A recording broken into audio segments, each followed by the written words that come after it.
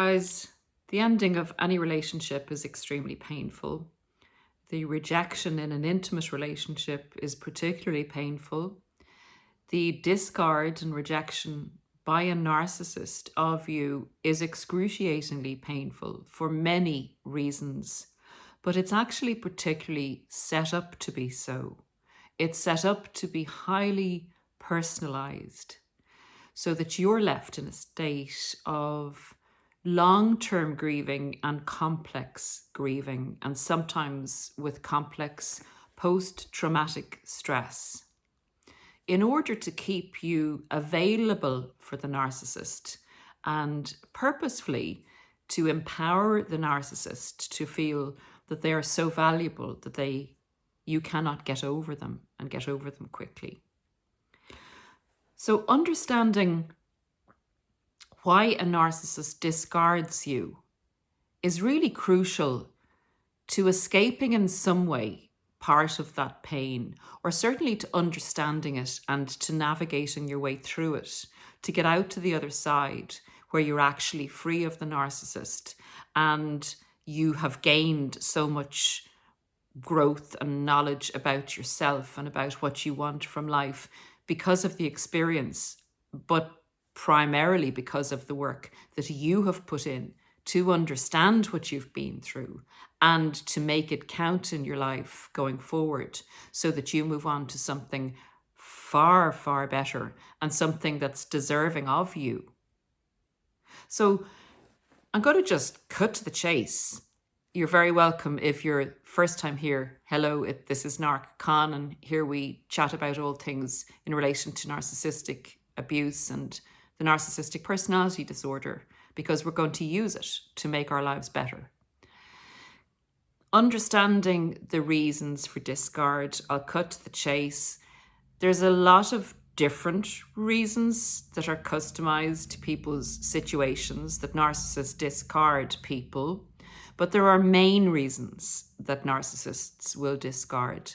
And if you understand this and depersonalize a situation that the narcissist has purposefully made as personal as possible and set you up to believe in the illusion that they left you because of you, these reasons may help you put that into perspective and put the reality check there so that you understand that this is another con of the narcissist, another illusion you've been set up for, that you're believing in, and you're allowing, understandably, your thoughts to become your actions and your self-sabotaging and your grief and going down the rabbit hole that the narcissist really wanted you and wants you to go down.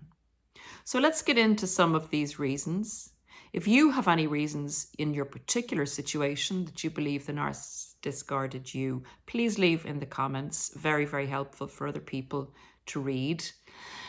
And the 5 reasons I'm going to give are not just sometimes standalone reasons. They can be a combination of one or other of these 5 reasons, but I will bet you the reason that you were discarded is in amongst these 5. Reason 1 that the narcissist discarded you. You became too broken. You became a dysfunctional object. Remember, the reason the narcissist wants people in intimate relationships with them is so that they can basically groom you so that you're providing all the services the narcissist requires of you. You get none of your own needs met. In fact, you get devalidated nearly in the devaluation stage when the narcissist is sucking you dry, basically, of your supply. So a lot of people become either physically or mentally broken, or both, spiritually broken, and become literally shelves of themselves. And, people become so broken that they are no longer fit for purpose in the narcissist's eyes. It's time to throw you in the trash. You're no longer functioning as you did in the beginning. you're just not even giving out reactions to the narcissist, or your adrenal system is malfunctioning, you've become sick. You've become sick, and the narcissist will not stay with someone who is sick because, after all, you're there to serve, not be served. The only reason a narcissist will stay with somebody who's sick, and forgive the harshness of this and the cruelty, is if there's something in it for them. In other words, if they could maybe inherit from you, or if you could possibly die and, the house would go to them. Whatever heinous reason they would stay with you while you were sick, that's the only reason. They're going to gain something from it. Number 2, this is really, really probably one of the main reasons the narcissist discards you, and it says a lot about you. It's a blessing when a narcissist discards you, and I don't mean to trigger anybody here that is grieving and still very much loving the mask that the narcissist presented to them. But when you start to come out of the fog a little bit, and you start to realize that there's a total imbalance in this relationship, and you begin to bring in some boundaries, that's when the narcissist finds you too damn difficult to control. You're becoming healthy again. You're coming out of the hypnotized state that the narcissist put you in the love bomb stage. And remember, narcissists don't like to have to expend too much effort to get their needs met, to control another person, because they feel so entitled that you should just do this without question. They're worth it, they're godlike, they're amazing, and you do not matter. You are a functional human resource for the narcissist. And that human resource word has a lot of, two different ways of looking at it. Human resource in the company or corporate world, makes it sound like human resources are valuable. Actually, human resources are just resources for a company. And in a lot of ways, when people go up to the HR, services and understand that they are just a cog in the wheel that can be dispensed with and another person put in their place, they have to be managed. That is so with a narcissist. And apologies to anyone out there who's a human resource specialist who is not of that ilk, but a lot of these institutions have this type of, it's for the company, it's not for the individual. And it's the same with the narcissist. It's for the narcissist, it's not the individual. You are literally a replaceable, operational, functional being that the narcissist does not see soul-wise or spiritually, or who you actually are. That's not who the narcissist falls in love with. They fall in love with your functionality. So depersonalizing a narcissist leaving you is your key to freedom. It's one of your keys to freedom. So you've become too difficult to control. The next reason, number 3, narcissists are very attuned to their environment because it's a survival mechanism for them. They're basically hunters and we are the prey. They basically work in a jungle-like type of reality existence. So they have a radar out for any shift in energy or shift in how a person is thinking. And sometimes they also suffer from an oversensitive brain or paranoia. They are very paranoid as a type of a protective mechanism, and their paranoia can often enhance a very small, minute detail in their atmosphere, and they can actually believe that you're about to leave them when perhaps you are, but you may only be in the initial stages of setting boundaries and questioning whether it's right for you to be in this relationship. Remember, it's not possible in the narcissist's computer that you would leave them, because that goes against everything the narcissist is. Their sense of omnipotence, their sense of being godlike, knowing everything, and being in control of everything. So if you left them before they were ready to discard you, that would totally haywire their system. It would virus their computer system, and their narcissism would be letting them down, essentially. So they have to be the ones to take the action in the relationship. So if they think that you're preempting the ending of the relationship by actually having the audacity to leave them, even if it's not something you're actually consciously contemplating, they can nearly read your subconscious in the slight variations in changes as to how you act towards them. Say something, an intonation of your voice, a look. Literally, how you breathe nearly will be interpreted by the narcissist, because it's essential they stay in control of you. So anything that affects that will have their radar honed, and they will want to leave you before you leave them.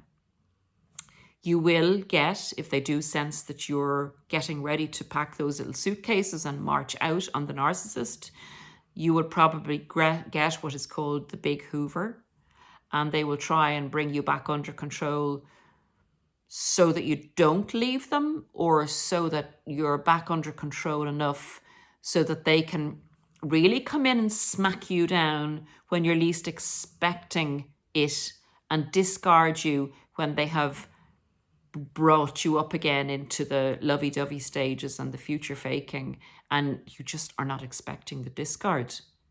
But they feel that they've got one over on you because they thought you were about to leave them. They loved you up again so that you're flying high again. And that's the time when they've brought you right back up that they can go and drop you very, very long way down off the top of the mountain that they brought you back up to, nearly in a kind of way like, how dare you think about leaving me? Subconsciously, their narcissism is saying, now you're going to get a taste of your own medicine, even though you didn't actually leave them. Now you're going to see who's the boss here. Now you're going to suffer, and now you're going to realize what you've lost, who you've lost, the amazing mask that you've lost.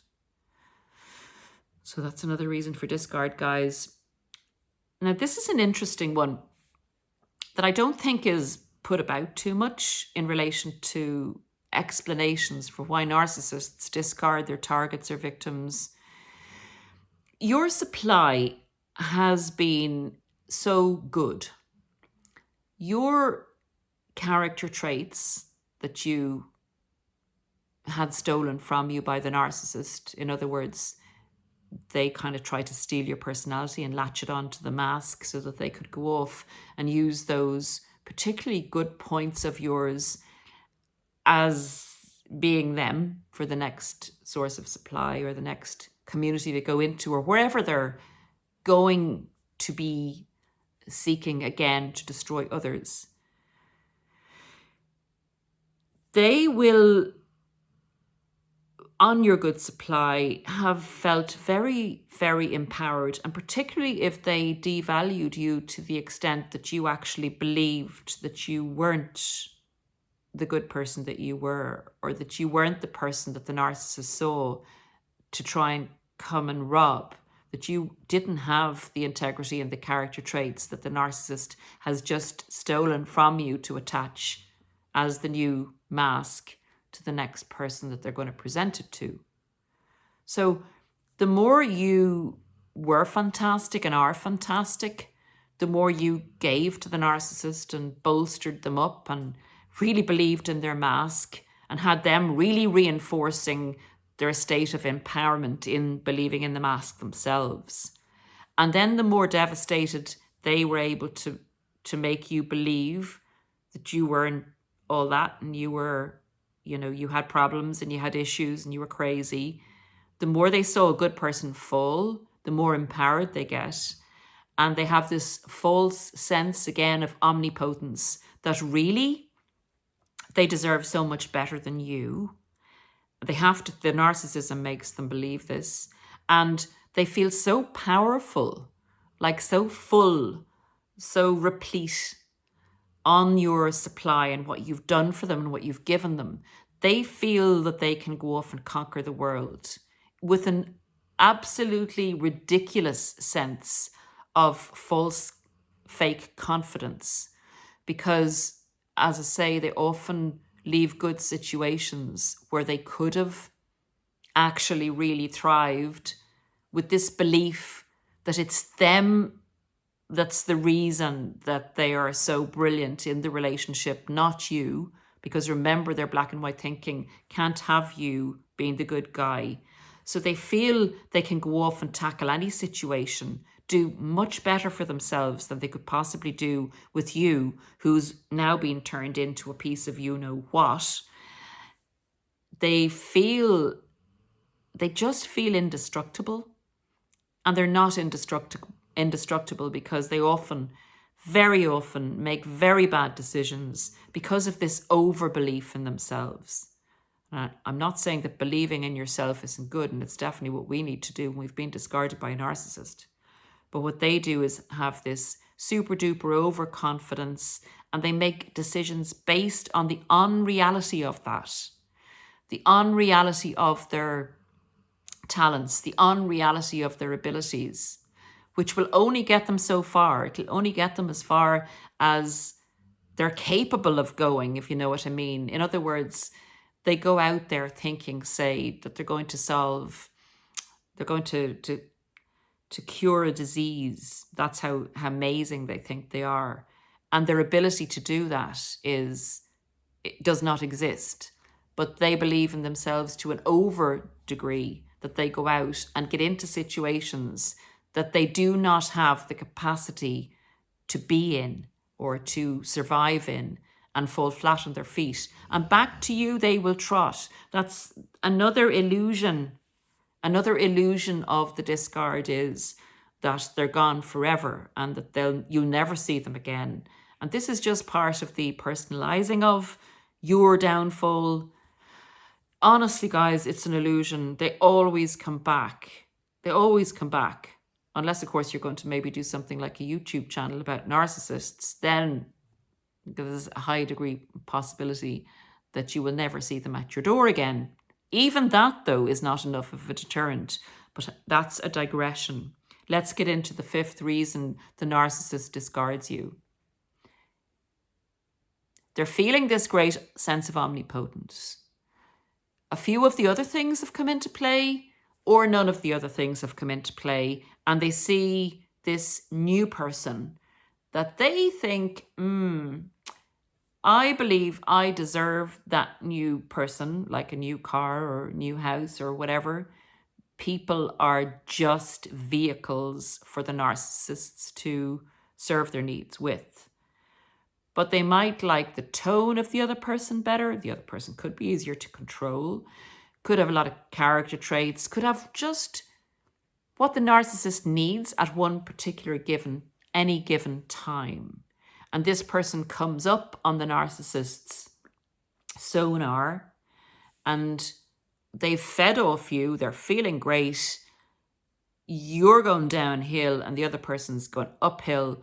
And that's the next target, because the narcissist has this hole inside them, this avarice nature, greedy nature, very aware in themselves that nothing is sustaining them, nothing grows within them. They literally are a recycling bin that churns and churns and churns through supply, but is not self-manufacturing.